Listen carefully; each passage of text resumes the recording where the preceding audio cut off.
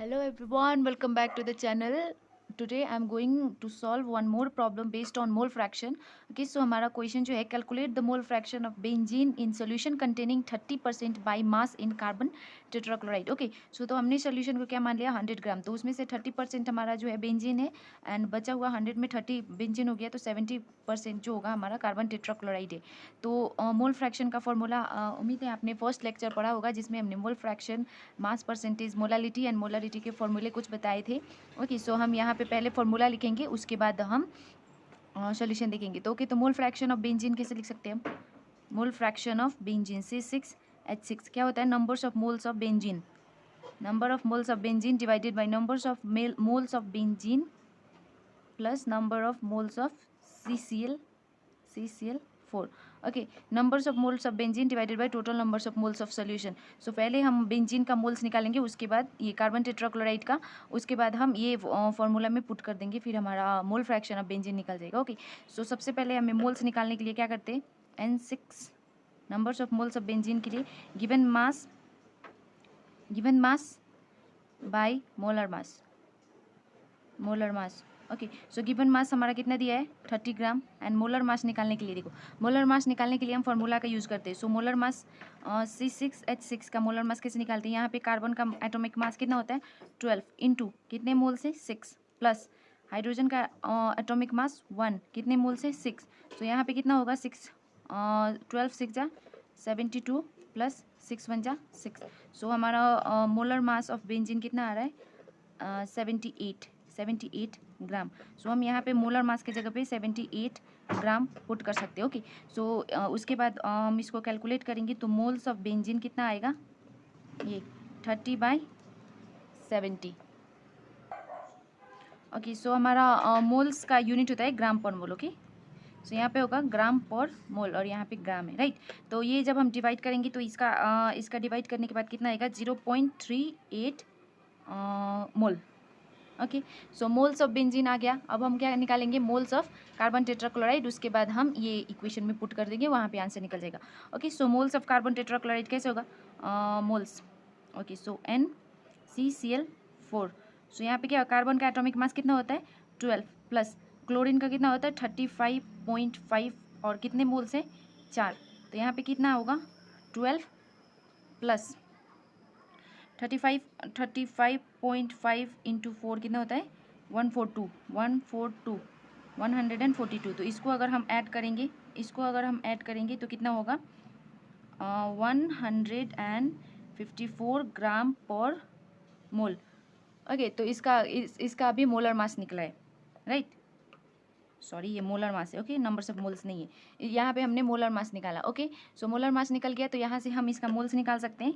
NCCl4 करके moles निकालेंगे तो कितना होगा given mass by given mass by molar मास हमने निकाल लिया. गिवन मास कितना दिया है 70, क्योंकि 30 तो हमने बेंजीन को दे दिया है. तो यहाँ पे 70 डिवाइडेड बाई 154. तो इसका कितना होगा 70 डिवाइडेड बाई 154 को जब हम फर्दर सॉल्व करेंगे तो इसका आंसर आता है 0.45 मोल. ओके, सो हमारा क्या देखो numbers of moles of benzene भी आ गया, numbers of moles of carbon tetrachloride भी आ गया. तो हम जस्ट ये दोनों को वैल्यू यहाँ पे सब्स्टिट्यूट करेंगे मोल फ्रैक्शन ऑफ बेंजीन निकालने के लिए. ओके, सो देखते हैं यहाँ पे कितना आंसर आता है इसका. Okay, so now mole fraction of benzene. So x mole fraction का साई बोलते हैं ना इसको. मोल fraction of benzene equals to numbers of moles of benzene divided by total numbers of solution है ना. So total numbers of benzene and carbon tetrachloride का solution है सो CCl4. तो यहाँ से कितना आएगा बेंजीन का हमारा mole fraction numbers of moles कितना आया 0.38 divided by 0.38 plus carbon tetrachloride का 0.45. ओके, तो यहाँ पे हम इसको फर्दर सॉल्व करेंगे तो मोल फ्रैक्शन ऑफ बेंजीन कितना आएगा. सो इसको अगर हम फर्दर सॉल्व करेंगे तो कितना आएगा 0.38 डिवाइडेड बाई अगर ये दोनों को ऐड करेंगे तो हमारा आएगा 0.83. ओके, 0.83. तो फिर हमारा फर्दर इसको सॉल्व कर देते हैं C6H6. तो यहाँ से हमारा कितना आएगा, इसको अगर हम डिवाइड, यहाँ से हमारा आंसर आएगा 0.457 ओके तो मोल फ्रैक्शन का यूनिट नहीं होता है, इसलिए ये यूनिटलेस क्वांटिटी है, क्योंकि यहाँ पे देखो इसका मोल है, इसका मोल है, मोल मोल आपस में कैंसिल आउट कर देते हैं, इसलिए इतना आता है इसका मोल फ्रैक्शन ऑफ बेंजीन। ओके सो अब मोल फ्रैक्शन ऑफ बेंजीन निकाल चुके हो तो आप मोल फ्रैक्शन ऑफ टेट्राक्लोराइड भी निकाल सकते हो। लाइक मैंने एक रिलेशन दिया था, so mole fraction of benzene C6H6 plus mole fraction of carbon tetrachloride equals to 1 होता है। दोनों को ऐड करने पे हमेशा 1 होता है। तो हमने एक तो निकाल लिया, इसका निकाल लिया, तो इसका निकालना क्या कौन सी बड़ी बात है ना। सो इसका कितना आया 0.457 प्लस इसका निकाल रहे हैं CCl4 mole fraction of carbon tetrachloride. So यहाँ से कितना आएगा mole fraction of carbon tetrachloride equals to 1 minus 0.457, इसको इक्वल्स टू के उधर ले जा रहे हैं। ओके सो यहाँ से इसका आंसर कितना आएगा। सो यहाँ से हमने इसको माइनस करने पे मोल फ्रैक्शन ऑफ कार्बन टेट्राक्लोराइड का आता है 0.543। ओके सो ये हमारा हो गया मोल फ्रैक्शन ऑफ कार्बन टेट्राक्लोराइड, और ये हो गया हमारा मोल fraction of benzene. Okay so okay तो हम मोल फ्रैक्शन पे एक वीडियो एक प्रॉब्लम पहले लेक्चर 2 में सॉल्व कर चुके हैं, और यहाँ पे एक दूसरा प्रॉब्लम सॉल्व करवाई। अब मैं आपको मोलारिटी एंड मोलालिटी पे बेस्ड क्वेश्चन सॉल्व करवाऊंगी, उसके बाद हम चैप्टर्स में आगे बढ़ेंगे। ओके ओके सो हमारा नेक्स्ट क्वेश्चन क्या है, मोलारिटी पे बेस्ड है, राइट। तो calculate the molarity of solution containing 5 gram of sodium hydroxide in 450 millilitre of solution. Okay so तो हमारा फॉर्मूला क्या था मोलारिटी का फॉर्मूला। ओके सो सबसे पहले मैं फॉर्मूला लिख के दिखाती हूँ। मोलारिटी को हम कैपिटल M से डिनोट करते हैं, राइट। तो यहाँ पे क्या था numbers of moles of solute divided by volume of solution था ना, राइट।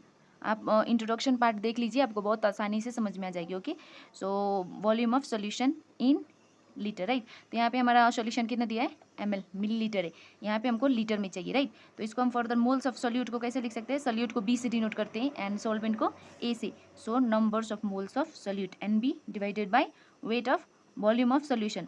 सो यहाँ पे WA, या तो हम numbers of moles of sodium hydroxide निकाल के ये फार्मूला में सब्स्टिट्यूट कर सकते हैं, मतलब पुट कर सकते हैं, या फिर एक और फार्मूला होता है हमारा क्या होता है नंबर्स ऑफ मोल्स को given mass by molar mass, right. Weight of solute divided bye molar mass of solute, और मिलीलीटर को हम लीटर में चेंज करते हैं तो मल्टीप्लाई बाय 1000, मतलब डिवाइड बाय 1000, और उसको ऊपर ले जाएंगे तो 1000 मल्टीप्लाई में हो जाएगा।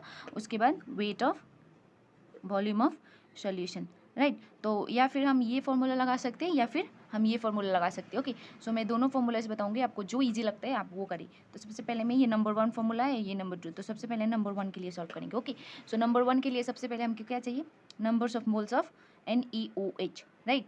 तो इसको कैलकुलेट करने के लिए क्या चाहिए हमको, सबसे पहले मोल्स ऑफ NaOH, है ना। मोल्स निकालने के लिए हमको क्या चाहिए, देखो moles of NaOH sodium hydroxide क्या होता है गिवन मास बाय मोलर मास निकालना हम क्लास 11 से सीखते आ रहे हैं, फिर भी मैं आपको यहाँ पे सिखा देती हूँ। ओके सो यहाँ पे देखो molar mass of NaOH। Okay तो यहाँ पे मोलर मास है ना, सो एटॉमिक मास के साथ डील होता है। ओके तो सोडियम का एटॉमिक मास कितना होता है 23, राइट। यहाँ पे वॉल्यूम उसका मोल्स कितना है 1, सो इंटू 1 नहीं लिखने से भी चलेगा। ओके और ऑक्सीजन का 16 प्लस हाइड्रोजन का 1, यहाँ से कितना आएगा 23 प्लस 17, और इसको अगर हम फर्दर लिखे तो 7 3 10 और यहाँ पे 40, राइट 40 ग्राम पर मोल। ओके ये आ गया मोलर मास आ गया।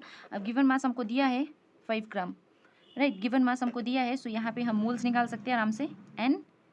NeOH moles of sodium hydroxide कैसे करेंगे, गिवन मास कितना दिया है 5 ग्राम डिवाइडेड बाय कितना है हमारा 40 ग्राम पर मोल। तो इसको अगर हम फर्दर सॉल्व करते हैं तो यहाँ से क्या आएगा 0.125 ग्राम कैंसिल हो जाएगा, तो यहाँ पे कितना आएगा यूनिट मोल। ओके सो अब हम इस सॉल्यूशन में इसको यहाँ पे सब्स्टिट्यूट कर देंगे। ओके सो हमको क्या चाहिए सॉल्यूशन लीटर में चाहिए, राइट। तो लीटर को हमने देखो सॉल्यूशन कितना दिया है हमारा, वॉल्यूम कितना दिया है, वॉल्यूम ऑफ सॉल्यूशन 450 ml को अगर लीटर में चेंज करेंगे तो डिवाइडेड बाय 1000 है ना, 1000 लीटर। ओके सो यहाँ से हम क्या करेंगे, देखो यहाँ से क्या करेंगे, ये फॉर्मूला में जस्ट मैं सब्स्टिट्यूट कर रही हूँ कि यहाँ पे so molarity m equals to numbers of moles कितना आया 0.125 divided by weight of volume, volume का वेट है ना, तो वॉल्यूम का वेट 450 डिवाइडेड बाई 1000, राइट।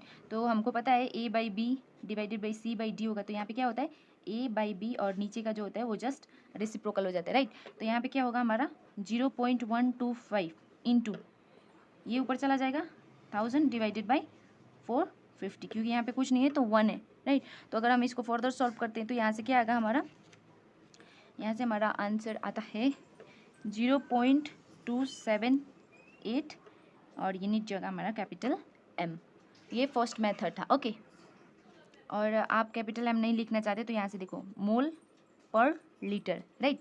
तो हमारा आंसर इसको फर्दर हम कैसे लिख सकते हैं 0.278 मोल पर litre, right.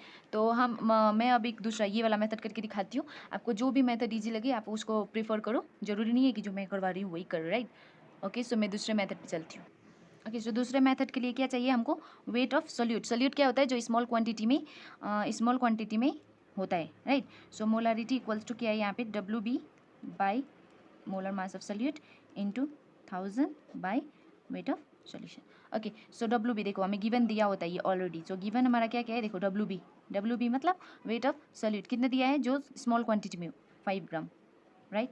Molar mass of solute ये तो निकालना पड़ेगा आपको, क्या है NaOH, तो हमने पहले निकाला था, यहाँ पे 40 ग्राम पर मोल, ओके। उसके बाद हमको 1000 तो दिया है WA कितना दिया है, weight of solution, volume of solution कितना दिया है 450, राइट, ml। तो इसको हम चेंज नहीं करेंगे क्योंकि ऑलरेडी यहाँ पे डिवाइडेड है, मल्टीप्लाई डिवाइड करके उसके बाद मल्टीप्लाई कर दिया, राइट। सो मोलारिटी यहाँ पे क्या आएगा, देखो WB की जगह पे हमें क्या रखना है 5 डिवाइडेड बाई MB की जगह पे 40 इंटू 1000 ऑलरेडी है डिवाइडेड बाई 450 हो जाएगा। यहाँ से ईजी है, अब देखो 1 0 1 0 1 0 1 0 गया ना। उसके बाद 5 9 जा 45 और यहाँ से हम और भी कैंसिल कर सकते हैं, यहाँ पे 2 5 जा 10 2 5 जा 10 2 2 जा 4, तो यहाँ पे क्या आएगा M equals to 5 divided by 9 2 जा 18, ओके। फिर हम इसको सॉल्व करेंगे, 18 को 5 से डिवाइड करेंगे तो यहाँ पे क्या आएगा 0.2778, राइट, मोल पर litre, okay. So answer same आएगा, आपको जो मेथड अच्छा लगता है आप वो मेथड करें, ओके। सो ये हो गया हमारा एक problem based on molarity, right. अब हम एक प्रॉब्लम बेस्ड ऑन मोलारिटी करेंगे, उसको भी 2 मेथड से करेंगे, आपको जो ईजी लगता है आप वो करें, उसके बाद हम चैप्टर्स में आगे बढ़ेंगे, ओके। और अगर आपको ये वीडियो समझ में आ रहा है, मेरे लेक्चर समझ में आ रहे हैं तो प्लीज़ वीडियो को लाइक कर देना एंड चैनल को सब्सक्राइब कर देना, ओके। सो मैं अब नेक्स्ट क्वेश्चन करती हूँ अपना मोलारिटी पे, ओके। सो हमारा क्वेश्चन क्या है, देखो calculate molality of 2.5 gram of ethanoic acid in 75 gram of benzene, okay. So हमारा सोल्यूट, ओके। सो हमें मोलालिटी फाइंड करना है, यहाँ पे हमें इथेनोइक एसिड का वेट दिया है 2.5 ग्राम एंड इसको कितने में इसको बेंजीन में डाला गया है, right, 75 gram of benzene, okay. So molality को हम स्मॉल m से डिनोट करते हैं और इसका फॉर्मूला जो होता है numbers of moles of solute divided by mass of solvent in kg, where molality में क्या होता है volume of solution in litre, right. तो यहाँ पे क्या होगा सोल्यूट को NB और यहाँ पे WA solvent in kg, but must be in kg, यहाँ पे ग्राम में दिया है तो इसको हम kg में कन्वर्ट करेंगे, ओके। सो देखो इसको हम एक ये फॉर्मूला हो जाता है और एक और फॉर्मूला हो जाता है, इसको भी हम 2 मेथड से करेंगे। NB को हम कैसे लिख सकते हैं, weight of given mass by molar mass into, और ग्राम को चेंज करेंगे तो डिवाइडेड बाय 1000 होता है, उसको मैं ऊपर लेके आती हूँ एंड WA, ओके। तो ये हमारा सेकंड फॉर्मूला हो गया एंड दिस इज हमारा फर्स्ट फॉर्मूला। सो मैं दोनों मेथड से करूँगी, ओके। अगर ग्राम में दिया है तभी ये लगाते हैं 1000, नहीं तो 1 लगाते, ओके। सो हमारा ग्राम में दिया है इसलिए हम 1000 लगा सकते हैं, ओके। सो फर्स्ट में हम मेथड 1 से करेंगे, तो इसके लिए हमें नंबर्स ऑफ मोल्स निकालना पड़ेगा, नंबर्स ऑफ मोल्स, राइट। तो मोल्स क्या होता है यहाँ पे, moles of ethanoic acid CH3COOH क्या होता है, given mass by molar mass, so given mass हमें दिया हुआ है 2.5 ग्राम, बट मोलर मास नहीं दिया है तो हम मोलर मास कैलकुलेट कर सकते हैं, okay. So molar mass of CH3 COOH, ethanoic acid. So यहाँ से हम कैलकुलेट करें, देखो कार्बन का एटॉमिक मास कितना होता है 12 इंटू इसका मोल्स क्या है 1, तो इंटू 1 करें या ना करें कोई फर्क नहीं पड़ता। और उसके बाद हाइड्रोजन का 1 इंटू कितने मोल्स है 3, ओके, प्लस यहाँ पे कार्बन फिर से आया C, तो उसका atomic mass 12 plus oxygen COOH, है ना।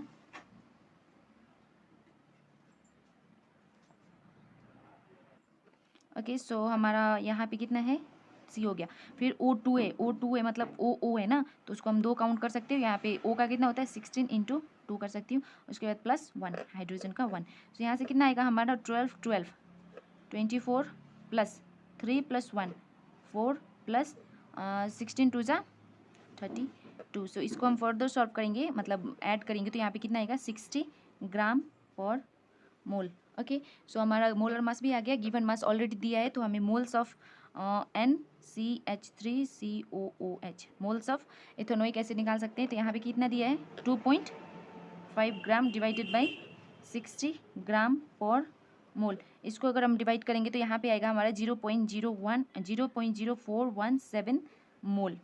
ओके, सो यहाँ पे हमने निकाल लिया। उसके बाद हमको क्या चाहिए, wait of solvent in KG में चाहिए, बट हमारा वेट किस में दिया है ग्राम में। ओके, सो हम यहाँ पे WA कितना दिया है 75 ग्राम, इसको हम केजी में चेंज करेंगे तो 75 into 10⁻³ kg, right, divided by 1000 होता है। सो हम यहाँ पे मोलालिटी निकालते हैं। ओके, सो ये फॉर्मूला लगाएंगे, ये कितना हमारा number of moles of ethanoic acid 0.417 divided by 75 into 10⁻³ right, 75 into 10⁻³ ग्राम को केजी में चेंज किया। उसके बाद 0.417 इंटू ऊपर ले जाएंगे तो 1000 डिवाइडेड बाई 75। इसको अगर हम फर्दर सॉल्व करते तो यहाँ से कितना आएगा हमारा 0.556 मोल पर केजी। ओके, ये यूनिट होता है ना, यहाँ पे मोल आ जाएगा, इसका यूनिट मोल हो गया और इसका केजी, सो मोल पर KG.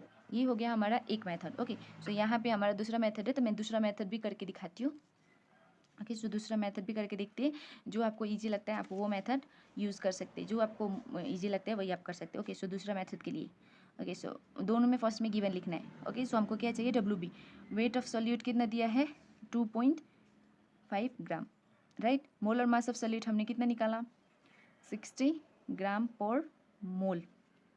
Okay, weight of solvent कितना दिया है, weight of solvent is 75 gram.